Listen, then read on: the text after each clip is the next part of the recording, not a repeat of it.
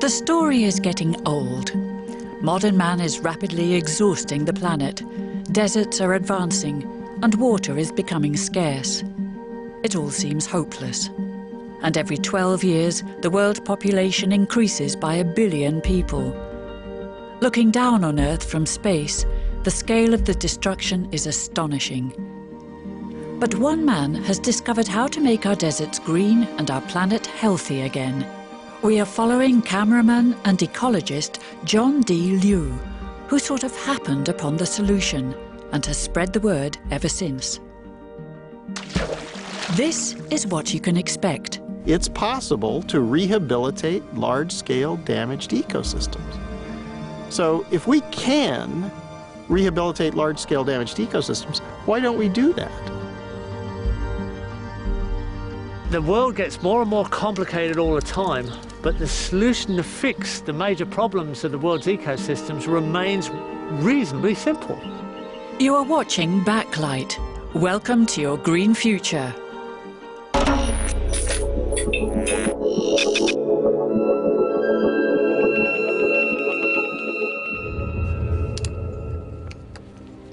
It all started in 1995 when John D. Liu, as an ordinary cameraman, got an assignment to film the Lush Plateau in China. He saw how the local people transformed an area almost the size of the Netherlands from a barren, exhausted desert into a large green oasis. He was baffled. From that moment on, greening deserts became his goal in life.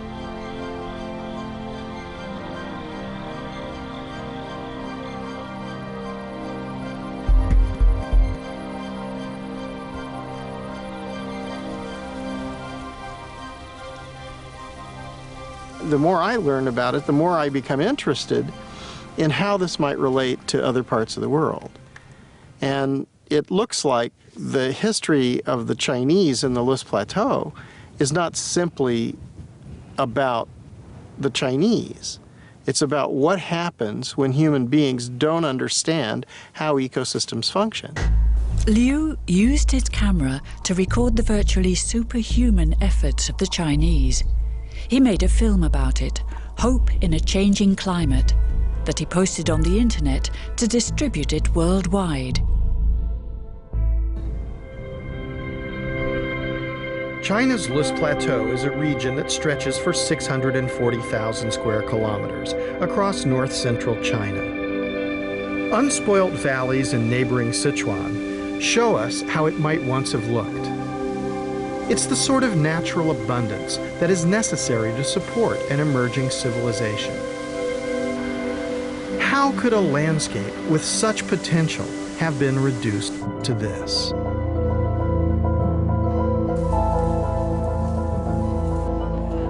When Chinese scientists and civil engineers began to survey the area, they realized that several thousand years of agricultural exploitation had denuded the hills and valleys of vegetation. The relentless grazing of domestic animals on the slopes meant that there was no chance for young trees and shrubs to grow.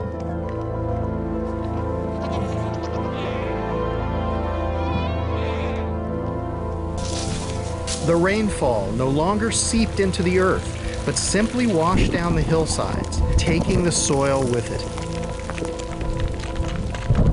Over millennia, this progressively destroyed the region's fertility.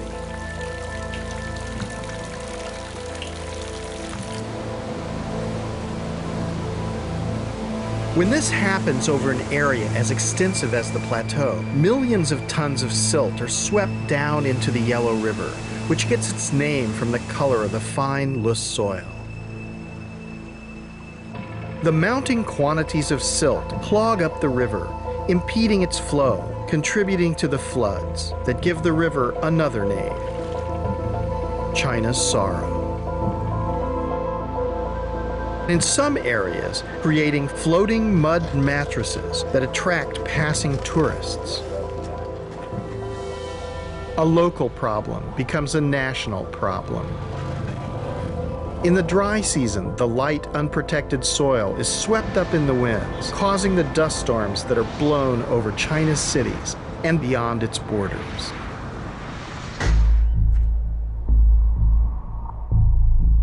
The Chinese have meanwhile solved the problem. The way they have has become John D. Liu's mission. The first and probably one of the most impressive of those findings from the Loess Plateau is it's possible to rehabilitate large-scale damaged ecosystems. So if we can rehabilitate large-scale damaged ecosystems, why don't we do that? Ever since, Liu has been invited all over the world to assist government leaders, policymakers, and villagers with his knowledge and experience. We follow him in Jordan, where the desert is advancing and water is becoming increasingly scarce. He is here at the invitation of the Jordanian royal family. Princess Basma bint Ali wants to stop the desertification of Jordan and has found an ally in Liu. Welcome to the Botanic Garden. Thanks very much. I'm glad you were able to make it today. We'd like to look around and learn as much as we can about the Botanic Garden, and also to learn how the concept of this fits into a larger thought about restoration for the whole country. I mean, he is, as someone that is well known, I'm very impressed by the work that he's done and the amount of influence he's been able to have on governments, for example, Rwanda, and that's something we can learn from and benefit from. And if we can do just 1% of what he's done there, here, that would be amazing. And I keep on saying natives, natives, natives, because they're the ones who are well adapted to our area with the encroaching climate change and desertification. We really need to rely on our native plants. As you can see now, we're not a classical botanic garden of the colonial era or relics of the colonial era, but we're trying to teach everyone, regardless if they're in Jordan or otherwise, that you can very easily restore an area which was degraded.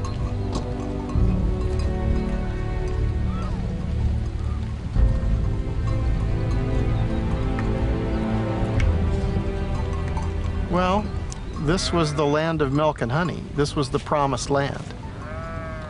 These are the places where historically people have done agriculture and done animal husbandry for thousands of years. But the lands are exhausted. They allow hundreds and thousands of sheep and goats to walk across here, and any green thing that sticks up its head is food. And they're just walking around here getting everything. Well, you can't let them do that anymore. They'll have to stop. They've been doing that since thousands of years, and that's what's destroyed this area. So if that doesn't stop, you won't be able to fix this.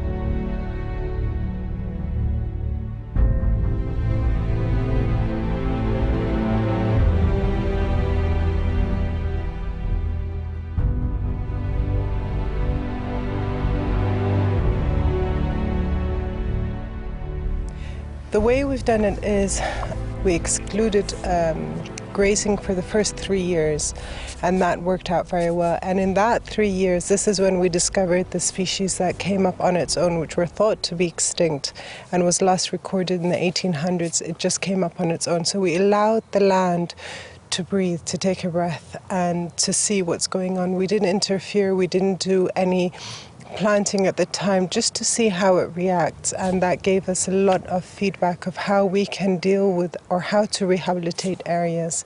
So it was very efficient for us. And as you can see here, it's very overgrazed, it's very barren. This is outside our borders, and then within here you can see the difference.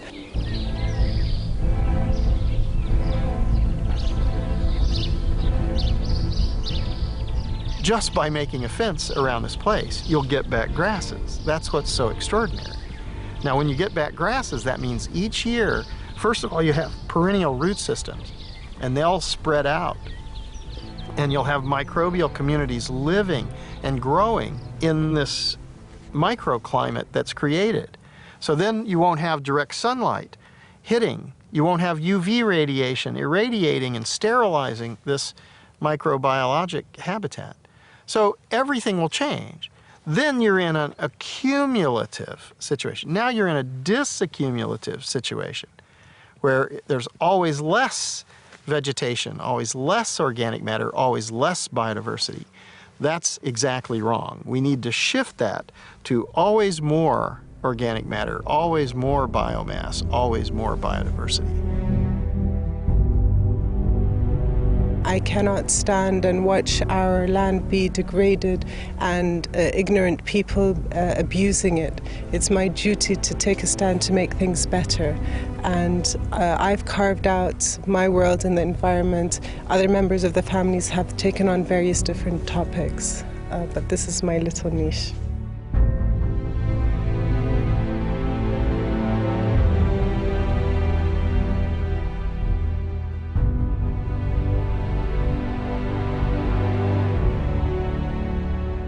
So now it's been really a long time since I began, and so I'm far down the path.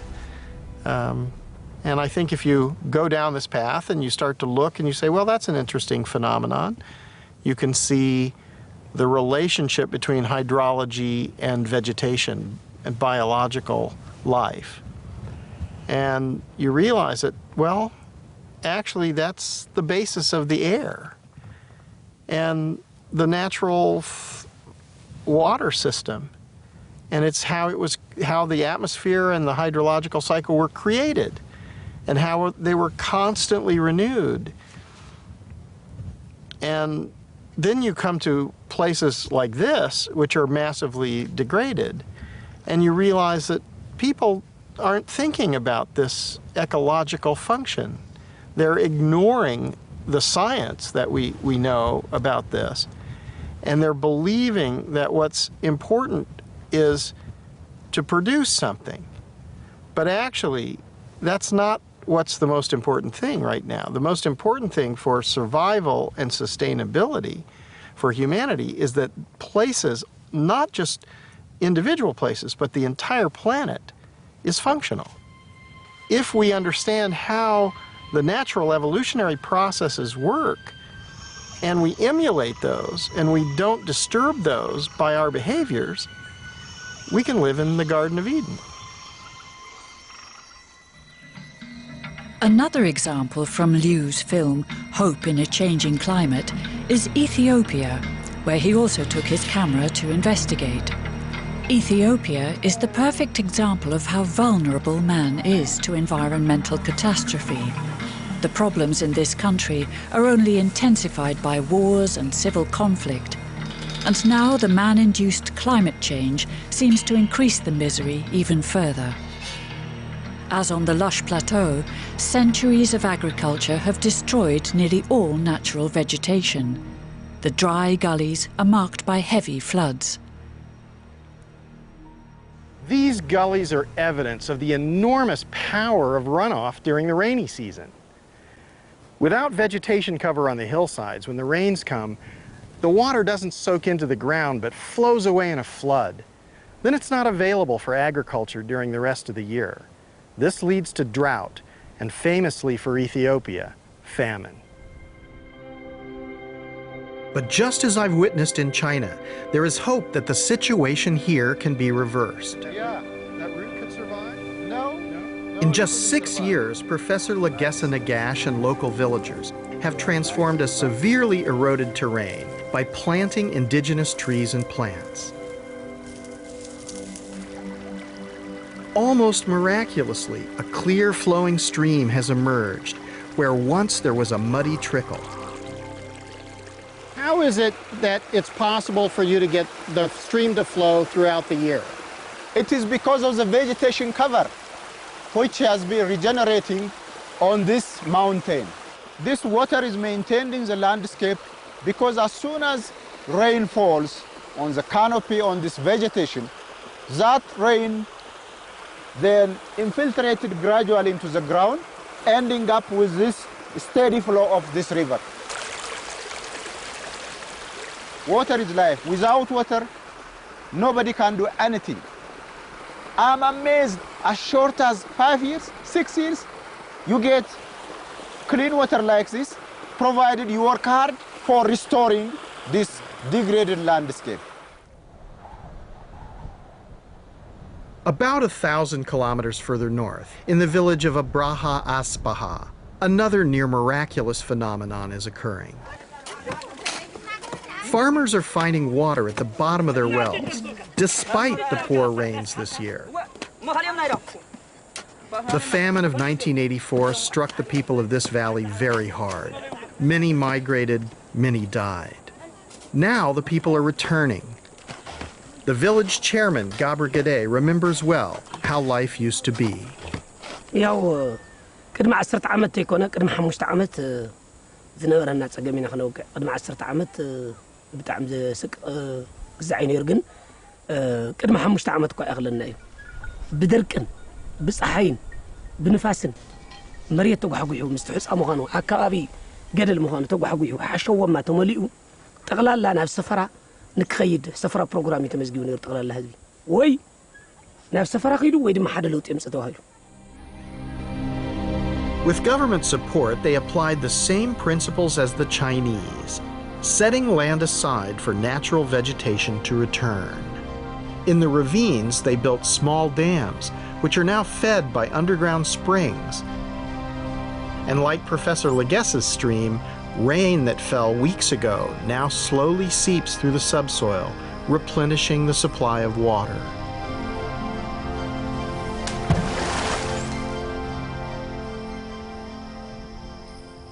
رابعي بوتو تشراشور نبره ما يدخويني كاب فكرة مريت تقيري همشاي تقلال زنبره تفطرو ناي قدم زنبره تو ودي زنبره تفطرو كل عوولي سراو دعرو او حيز تفلالي امتو ودي زنبره لا بنبره تمليسي لا بنور ارغو جو اسكاب نور لا على خوينو ازي مسرخه بدما من نور قيرو لا يبحث نور راغيتو دوك يمرالو سلام يلو لمنا يحدقول له لمنا مالت تاي مالتي منقست يرد انا يرد انا يري سميت حدقو سرح يخلوت مخانو عندنا زنور الطفيوم زنور اراويتو انتو مليسو نبر انت يترف مالتي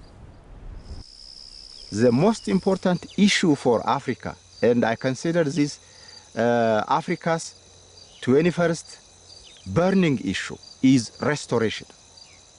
No matter what we do, we might be good at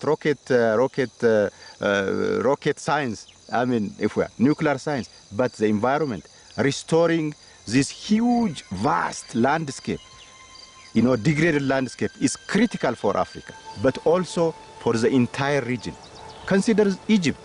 Look at the Sudan, where 86% of the Nile flows to these countries.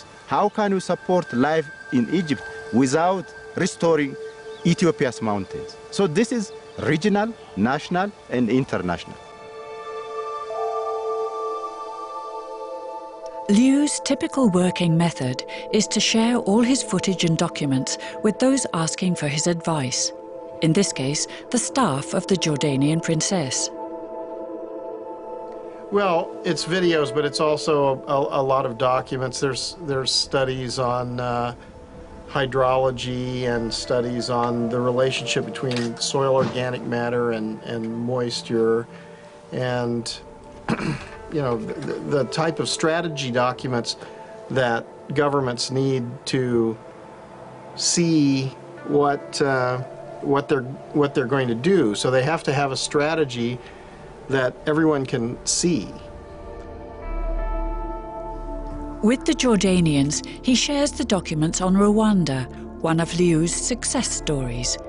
His proposals there were welcomed by the Paul Kagame administration and yielded stunning results, as we can also see in Liu's film.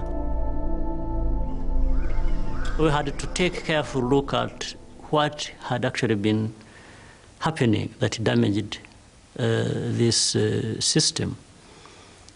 And therefore had to reverse that again with the human action. And this is why it is important to look at how human actions can destroy or can reverse what has been destroyed or even protect our environment. This tiny country is grappling with the problem of a growing population, trying to eke out a living on a finite amount of land.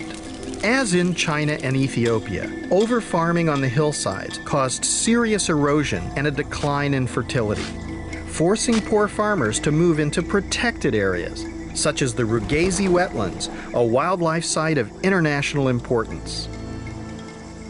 When farmers drained this marsh to try to grow more food, they not only damaged an important wetland ecosystem, they also had a significant impact 3 hours' drive away in Kigali, the capital city. The water that pours from the marshlands is a vital source of hydropower for Rwanda's capital. As the wetlands began to dry out, power stations below couldn't generate enough electricity. The Rwandan government rented diesel power generators to make up the shortfall. So government policymakers focused on how to restore the Rugazi wetlands. If people were the problem, they could also be the solution.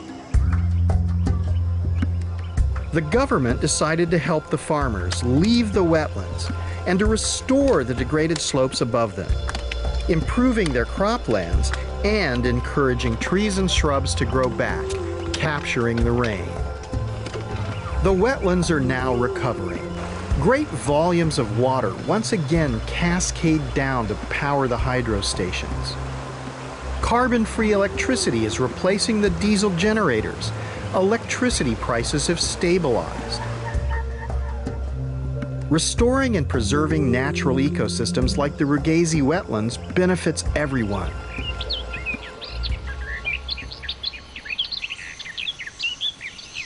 So we think we want a lot of manufactured goods and more and more and more, and this is a wasteful and not a very effective and certainly not a sustainable way of life.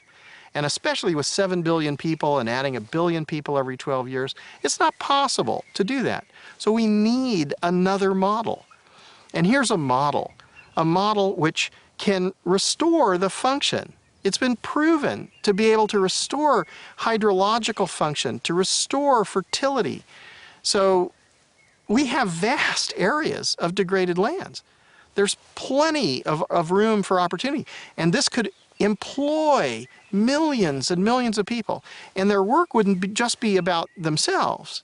Their work would be about ensuring that future generations can survive. What the Rwandans recognized is that the marshlands are far more valuable as a natural system providing water for energy than as farmland. This principle is the same for the remaining hillsides and ravines. What we're seeing here is very interesting because it's a line between human activity and natural systems. And in the human activity, we've been able to value the productivity from agriculture and give it a monetary value. But in the natural systems, we haven't been able to value the trees, the biodiversity, the water that's absorbed into the biomass and into the soils. And there's another vital service that trees and plants provide: photosynthesis. Vegetation reduces the greenhouse effect by taking carbon dioxide out of the atmosphere. Climate change is better withstood with trees. You know, humans, no matter how intelligent we are, no matter how capable we are with all our technologies, we are helpless in the face of climate change. We have not yet properly understood the miracles performed by trees.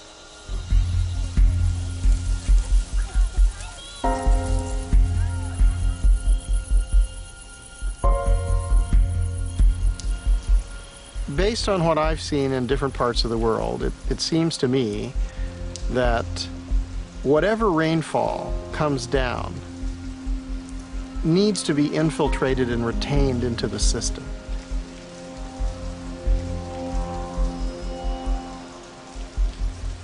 If it's lost through runoff or through excessive evaporation rates, then it's going to gradually degrade the system. And if this goes on for hundreds and thousands of years, the ultimate outcome is collapse. Petra in Jordan is one of the 7 wonders of the world. Almost all of the buildings that were once there are now ruins, and the landscape has turned into a desert. Millenniums ago, the builders of Petra used their knowledge of water management to create an oasis, and hence the conditions for Petra's prosperity and growth in those days.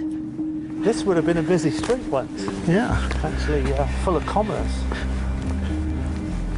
Here we are in a situation where the heritage of all that is an attraction and curiosity for people to come and visit.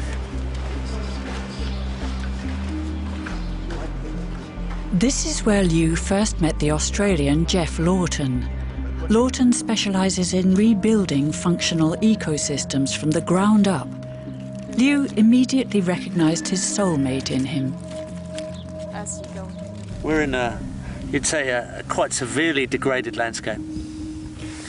Do you think that over historical time or somewhere back in the past, this had a different look?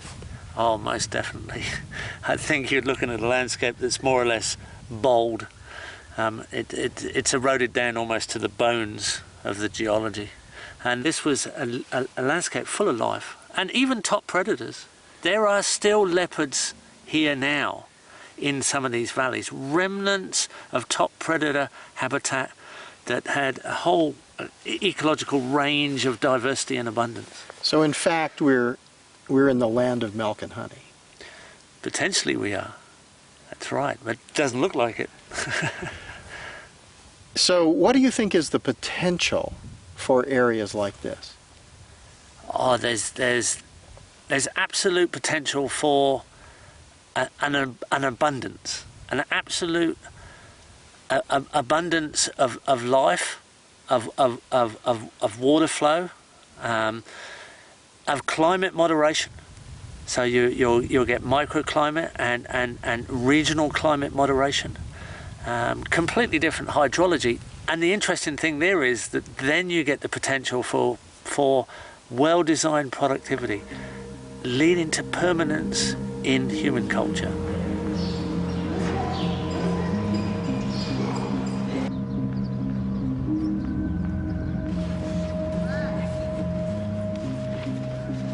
When you have these types of degraded states, people are in a cycle of poverty and ecologic destruction. And they just continue to be poor, and they pass this poverty from one generation to the next generation. Now, when you get on a process of restoration, you can see that the next generations will have much better lives. So they'll be able to participate in a much richer social life. They'll have different cultural changes. They'll have increased wealth. They'll have better diet and health care and educational opportunities. Everything will be different. In the vast, lush plateau, Liu had already seen how much persuasion it took. There, they had to make 2.5 million people understand that it would be best for now to keep their cattle indoors and not to make optimum use of their land, to give nature some space. But how do you tell that to the locals who depend on the cattle and the produce of the land? What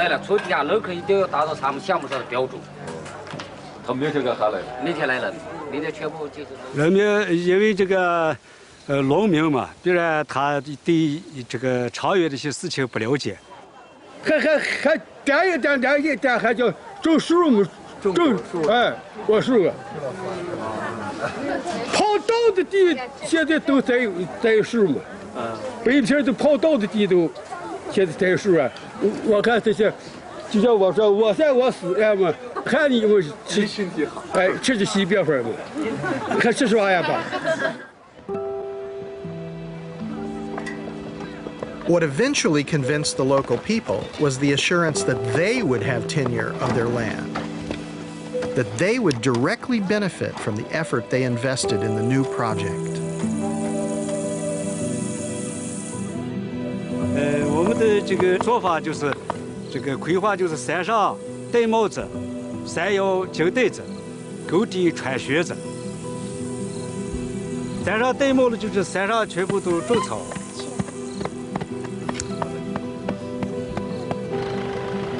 这个摇铃子的就是推农田。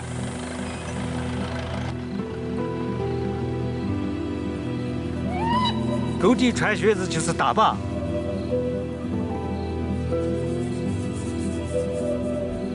拦住土壤恢复起来，能够恢复起来，这个经济能够发展，人民能够生活。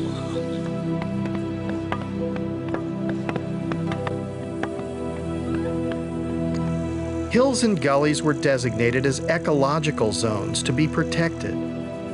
Farmers were given financial compensation for not farming on them and keeping their livestock penned up.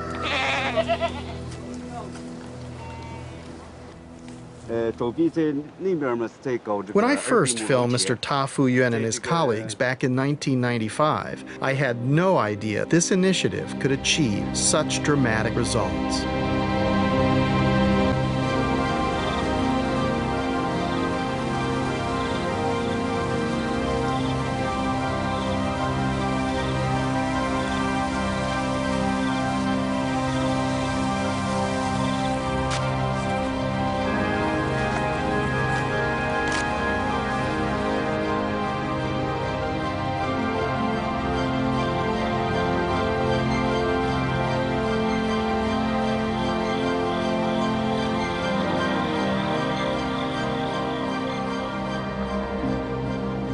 عشان تقصوا هاي من فوق تجنبوها وتحطوها حوالين الشجرات. In the middle of the Jordanian desert, Jeff Lawton has created an educational vegetable garden to show the local people how to grow vegetables in the desert. The food here is very expensive and they can't grow much and they are home garden and the kids go back to their parents and we have a ton of food. Like, how you do that? Like, what's the secret of this? How long does it take to bring back a system to some sort of functionality? I think we're finding surprisingly quick if we apply the best design we can and go straight into earthworks and water harvesting and mass species plan out. Within 3 years, you're starting to see dramatic effects, recharging of the water cycles, rehydration, diversity starts to increase on its own, all kinds of optimistic things happen. And when we're talking Jordan, this is the Middle East, Jericho's just here, 10,000 years of permanent occupation. You can't really have a test case anywhere with a longer human effect on the landscape, let's say. Lawton operates demonstration projects all over the world to show his students how to build up an ecosystem step by step into a self-sufficient system. Here in Jordan, he has also set up a demonstration project. Within 3 years, the garden will work as a fully self-sufficient ecosystem. Irrigation will no longer be needed. The land even supplies water, and the people can eat from the land all year round. Got lots and lots of different herbs in the understory. And here's a carob, which is a chocolate type substitute. So there's this massive diversity all interacting together so that we end up with a productive ecosystem assembly. The system used by Lawton, which was conceived in Australia, is called permaculture. The goal is to design a working and fully self-sufficient ecosystem where man and nature share the centre stage. The low-maintenance system produces fruit and vegetables without any use of artificial fertiliser. This technology is now used by millions of people worldwide. So in 2.5 years, you've gotten this kind of vegetative cover now. What kind of thing are you imagining for 5 years and 10 years? What's? Within 5 years, we'll be starting a closed canopy. So a lot of trees will be touching each other. We'll be producing all our own mulch. We won't have to bring any organic matter in from outside. Everything will be produced here. So it'll start to close as a system. It'll cycle its own nutrients within the 5-year cycle there, and then it will just go on from there with more and more organic matter, more and more biomass, and more diversity as it goes. So in 3 years, you can get something which would feed a family and begin to move toward a functional system. Definitely. We've already had a date harvest. Our olives are flowering very well now, and the vegetable garden's producing quite well already.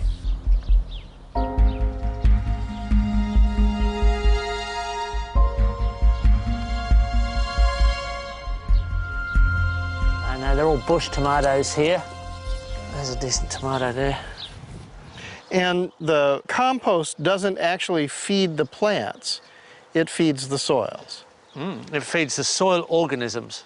So the largest diversity of organisms in the known universe, the soil organisms. So there's 50 million genus of bacteria and 50 million genus of fungi.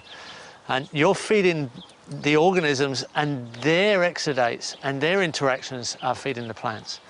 That's how it works with natural systems, and that's how it works with organics.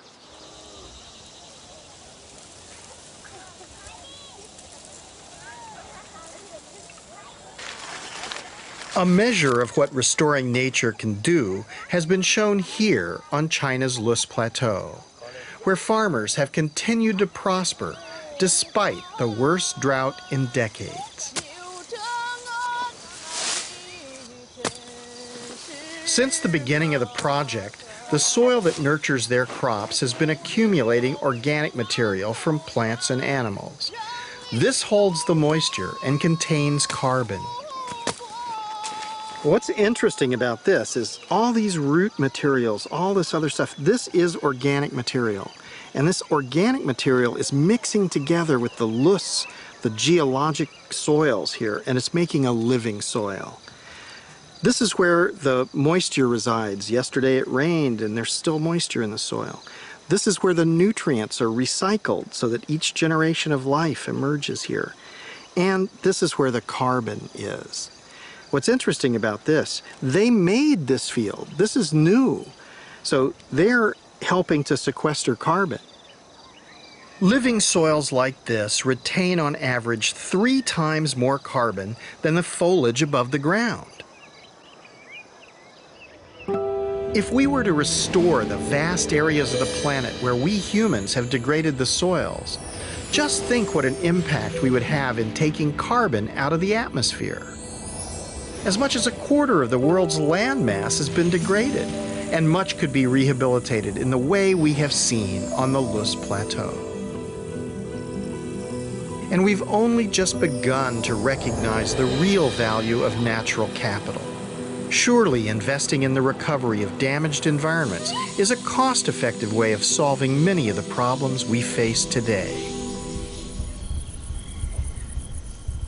The source of wealth is the functional ecosystems.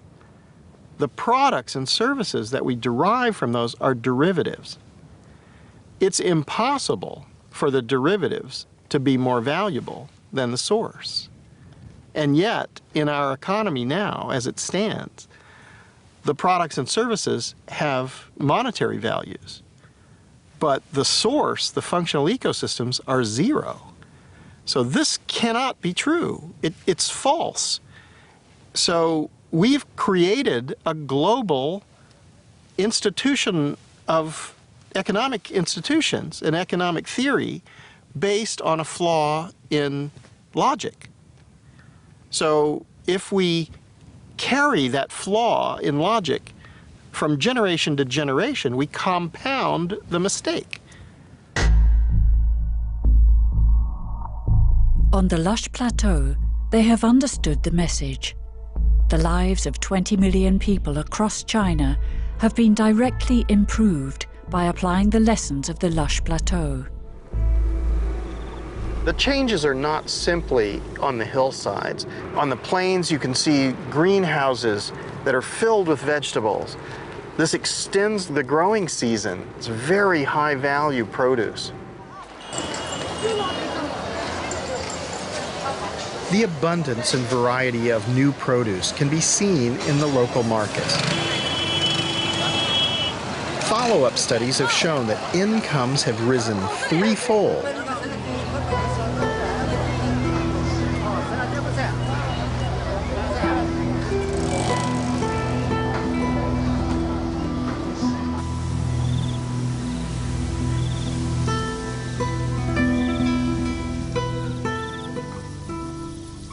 Wealth is being happy, living in nature, listening to the birds, breathing clean air, not having chemical pollution throughout everything, not having these horrible problems. So, you know, we need to redefine and revalue our belief systems. We need to understand that money is a belief system. There's nothing wrong with money, it turns out. The problem is that what is money based on? If money is based on functional ecosystems, then the future will be beautiful. If money continues to be based on production and consumption of goods and services, we'll turn everything into a desert. What is the future for our children and our children's children and generations to come in the future?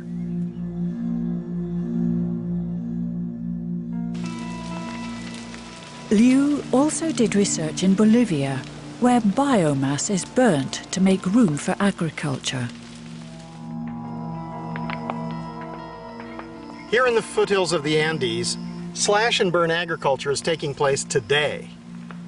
The people who are doing this think that they are getting some short-term economic gain, but what's the loss to biodiversity, biomass, soil fertility, and hydrological function?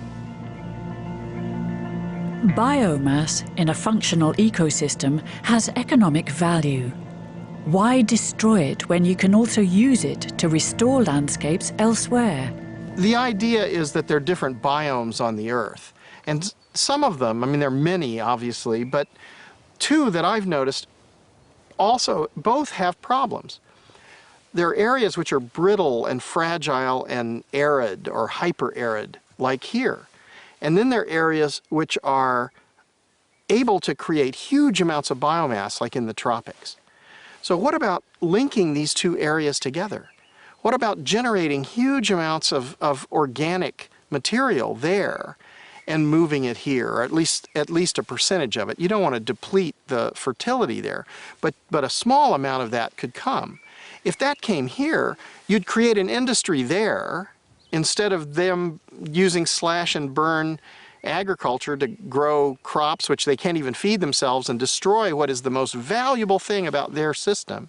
They would have money and a job, and then here you'd have another industry to do restoration. So this would create two huge industries, employ untold numbers of people, and put us on a pathway towards sustainability that's constantly sequestering carbon, infiltrating more and more rainfall, giving us food security in places that are now experiencing famine. It's extraordinary.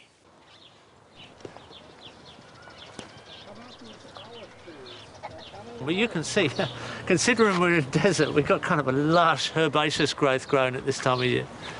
Well, I just saw off the site, there were people who were dumping crop waste somewhere else.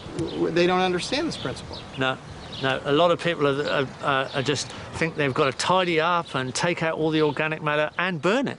A lot of it is wasted and goes on to be a pollution. So we're going in a negative direction rather than coming into a positive direction. And it's really that simple. The world gets more and more complicated all the time, but the solution to fix the major problems of the world's ecosystems remains reasonably simple. And it's kind of ironic. But we have to act as a species on a planetary scale. We can't simply do this one backyard at a time, because the problems have now reached this crisis point on a planet all over the world. Yeah, not anymore. I think we've got to go on a major scale now. everybody can do their backyard as well. Yeah, but we have to change the major eroded landscapes into the functional ecosystems they should be. And then we've got the foundation to just continue. There's not too many people in the world, in my view. Most people don't realise they're acting in a very negative way in relation to the environment. We have to turn everything round into a functional relationship, and then we need all the people. We need as many people as we can get right now, and they have to go into action. We have to go into service, and that's what we're finding. People want to go into service to kind of save the world, really, to save our present existence. If we continue the way we're going, then we're going to reach a crisis point where it's impossible to feed everyone. And at that point, then all bets will be off, because you'll have millions and tens of millions and hundreds of millions, maybe billions of people who are migrating to survive. Now, if you're in the first world and you think, well, that's okay, it's not me, it's them. Well, this isn't going to save you. You can't shoot them down. There are too many. There's 7 billion people on the earth, and we're adding 1 billion people every 12 years. It's not going to be possible to suppress humanity when they can't survive. They won't go gently into that good night.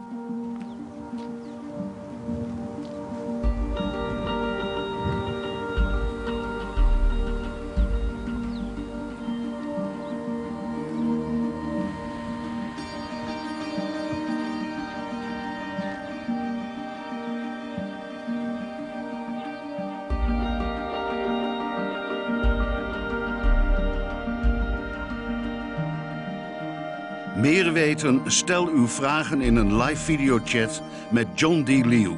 Ga naar onze website tegenlicht.vpro.nl.